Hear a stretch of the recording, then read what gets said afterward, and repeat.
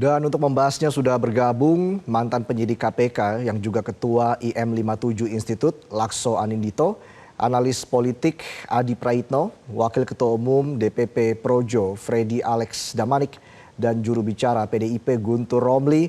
Selamat malam, Bapak-bapak. Ya, selamat malam. Assalamualaikum. Malam. Waalaikumsalam. Saya langsung ke Mas Guntur. Mas Guntur, ini kan Koni Rahakundini mengaku dititipi dokumen dan disebut akan jadi bom waktu. Apakah ini kaitannya sangat erat dengan pengungkapan skandal pejabat negara yang akan disampaikan oleh Hasto begitu? Daya ledaknya seperti apa dokumen ini, Mas Guntur, dan menyasar ke siapa ini sebenarnya, Mas Guntur? Ya, benar sekali. Memang beberapa dokumen yang asli, yang otentik itu dititipkan oleh Sekjen PDI Perjuangan kepada Ibu Koni Bakri ke Rusia, dan itu sudah dinotariskan karena belajar dari pengalaman bagaimana penyidik KPK Rosa itu memeriksa saksi yang bernama Kusnadi tanpa surat pemeriksaan penyidikan, sampai menyita HP, menyita buku partai, sehingga waktu itu sudah Mas Hasto sadar bahwa akan ada upaya-upaya untuk melakukan kriminalisasi, melakukan pemberhangusan terhadap dokumen-dokumen, sehingga dititipkan dokumen itu kepada Ibu Koni ke Rusia. Dan beberapa dokumen yang ada di Ibu Koni itu sudah dituangkan dalam bentuk beberapa video yang akan membongkar skandal kasus-kasus korupsi yang melibatkan petinggi-petinggi negara, baik yang masih menjabat atau yang sudah tidak menjabat. Nah, terkait video itu juga ada video soal kriminalisasi terhadap Anies Baswedan dengan segala upayanya, dan juga dengan bukti-buktinya, dan juga ada kasus petinggi dari penegak hukum yang disalahgunakan untuk menyelesaikan masalah pribadi anak mantan penguasa. Nah, nantinya video-video itu akan dirilis oleh Sekjen PDI Perjuangan sebagai bentuk perlawanan, karena kasus ditetapkannya Sekjen PDI Perjuangan sebagai tersangka oleh KPK, kami melihat itu sebagai kasus politik, bukan kasus hukum. Karena kalau kembali kepada kasus ini kan kasus penyuapan. Penyuapan itu apa? Antara Harun Masiku dengan Wahyu Setiawan yang merupakan pejabat publik. Hasto Kristianto itu bukan pejabat publik, bukan pejabat negara, dan tidak ada kerugian negara dalam kasus ini. Dan kami selalu katakan, kalau Anda ngejar ke Harun Masiku, silakan kejar, tangkap Harun Masiku. Tapi jangan mencoba-coba mengaitkan hal ini dengan Sekjen PDI Perjuangan, dengan Partai PDI Perjuangan. Apalagi juga berdasarkan fakta pengadilan, putusan hukum yang berkekuatan tetap, ingkrah, putusan nomor 28 tanggal 15 Agustus tahun 2020 dalam amar putusan Majelis Hakim nomor halaman 160-161, di sana dinyatakan bahwa uang yang diserahkan kepada Wahyu Setiawan itu berasal dari Harun Masiku. Tidak ada nama Hasto Kristianto di situ. Ini kalau kita kembali kepada fakta hukum yang ada di pengadilan. Jadi kami melihat inilah kasus politik kriminalisasi, sehingga Sekjen PDI Perjuangan melakukan perlawanan dengan akan merilis video-video yang memuat skandal-skandal kasus korupsi di negeri ini. Demikian, Mas. Sampai di situ dulu ya, Mas Guntur. Saya tangkap poinnya. Saya ke Mas Freddy. Mas Freddy, ada narasi ini yang dibangun PDIP soal dugaan adanya keterlibatan pengaruh Joko Widodo dalam penetapan tersangka Hasto Kristianto dan akan merilis video soal isu 3 periode Joko Widodo.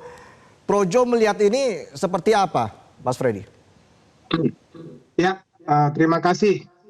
Ya, itu tentunya hak ya, hak Mas Hasto, hak PDIP untuk melakukan pembelaan terhadap proses hukum yang sedang dialaminya di KPK.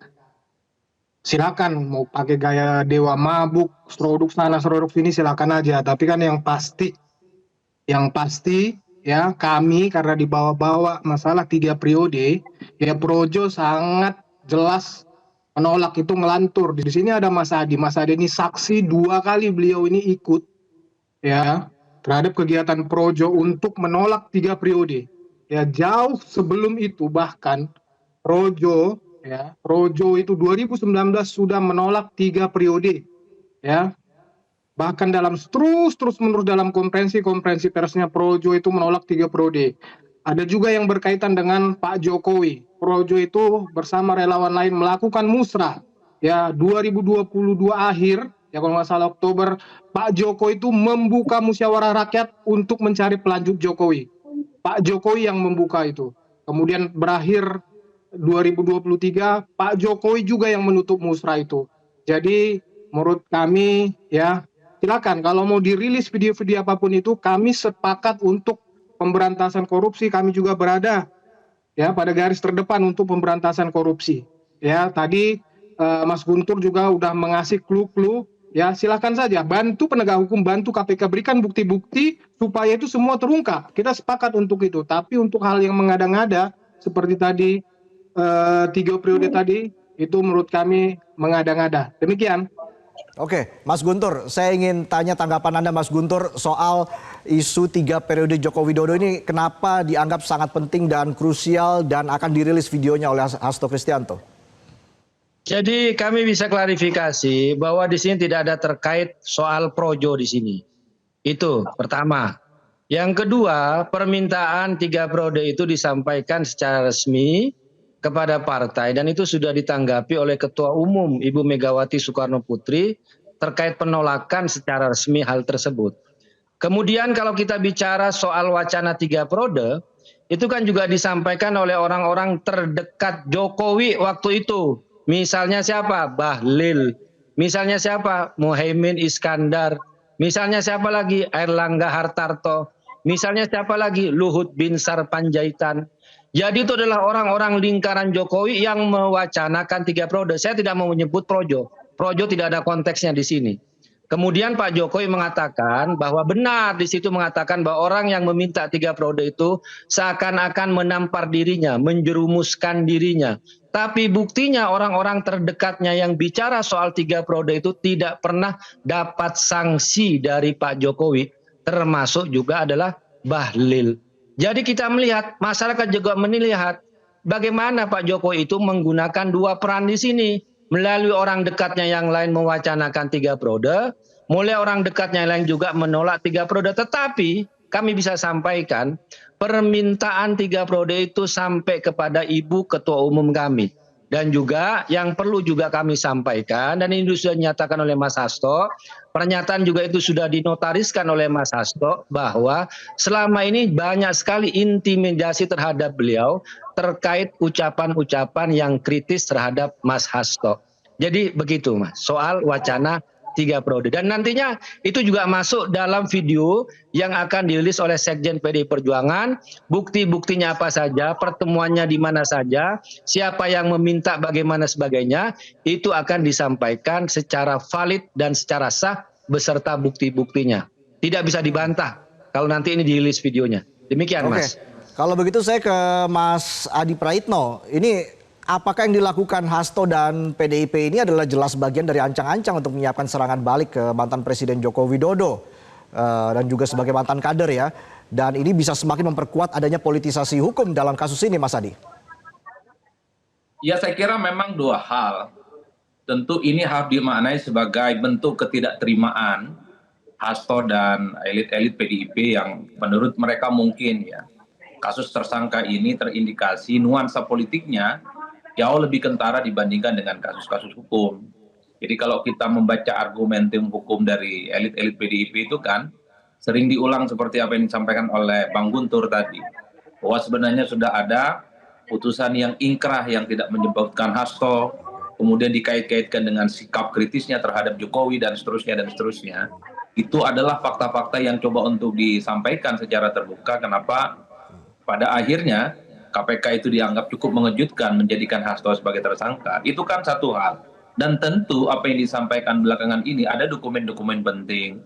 Dan ada potongan-potongan video yang sudah dibuat oleh Hasto terkait dengan sejumlah elit penting di negara ini, petinggi-petinggi negara yang dinilai punya kasus korupsi. Tentu ini semacam serangan balik.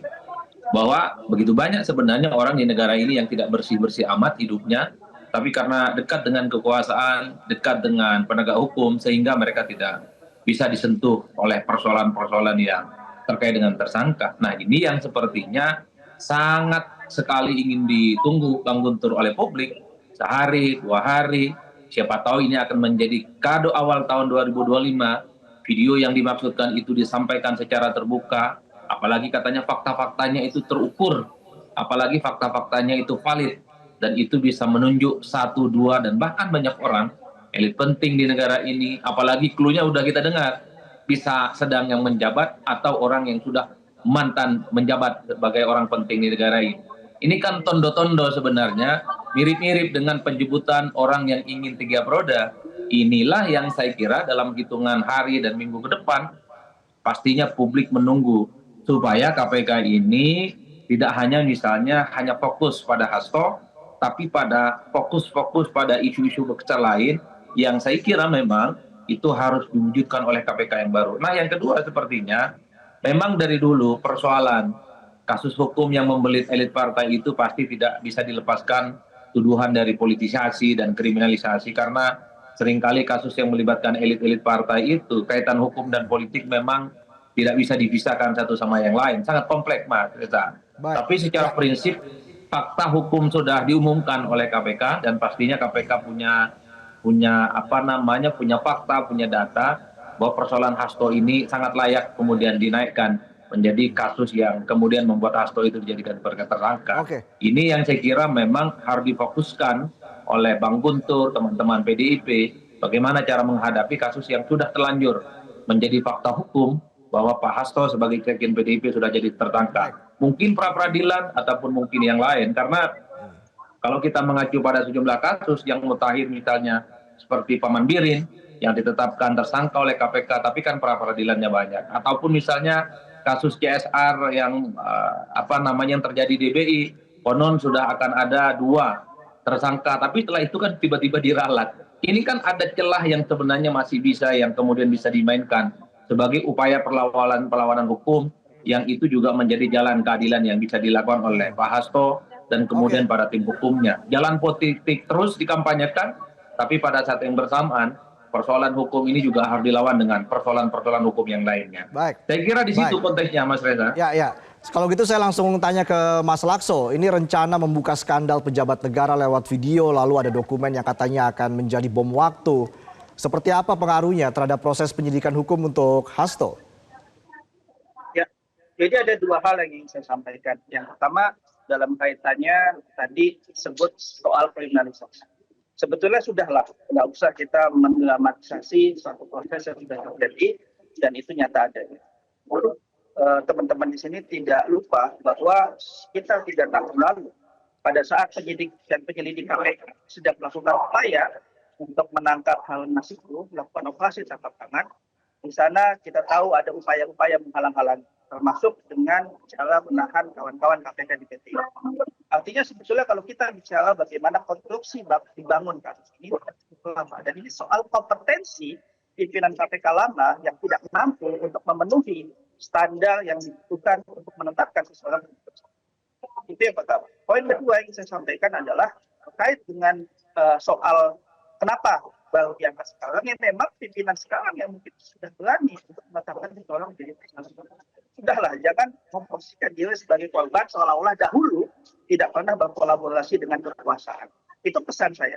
Karena inilah pesan buat semua elit politik, ketika lembaga penegak hukum mulai diintervensi, dimain-mainkan, dan lain-lain, sampai menyebabkan 57 orang dipecat. Karena menangani kasus tragis pada masa itu, ya itu tinggal tunggu saat aja proses serangan kembali dan penegakan hukum dilakukan secara adil akan menemukan. Hal yang ketiga yang saya sampaikan adalah terkait dengan pembongkaran skandal video dan lain-lain. Tidak perlu menunggu waktu yang lama. Menurut saya kalau perlu, saya mengajak Metro TV untuk menyiarkan langsung video-video tersebut. Kalau memang Pak Hasto ingin mempunyai komitmen yang cukup serius untuk membongkar skandal korupsi. Tidak hanya menggunakan ini sebagai bluffing dan balik. Justru ketika KPK berupaya menghentikan kasus ini dengan adanya ancaman video, dengan Baik. adanya ancaman-ancaman yang diucapkan oleh Hasto Kristianto, maka disitulah KPK kembali lagi menjadi tidak itu. Ya, Mas Sekarang Lakso, menunggu kita harus jeda dulu. Jadi lanjut Kami kembali. akan kembali sesaat lagi pemirsa setelah jeda azan maghrib berikut ini. Tetaplah di Prime Time News. Jelajahi cara baru mendapatkan informasi. Download Metro TV Extend sekarang.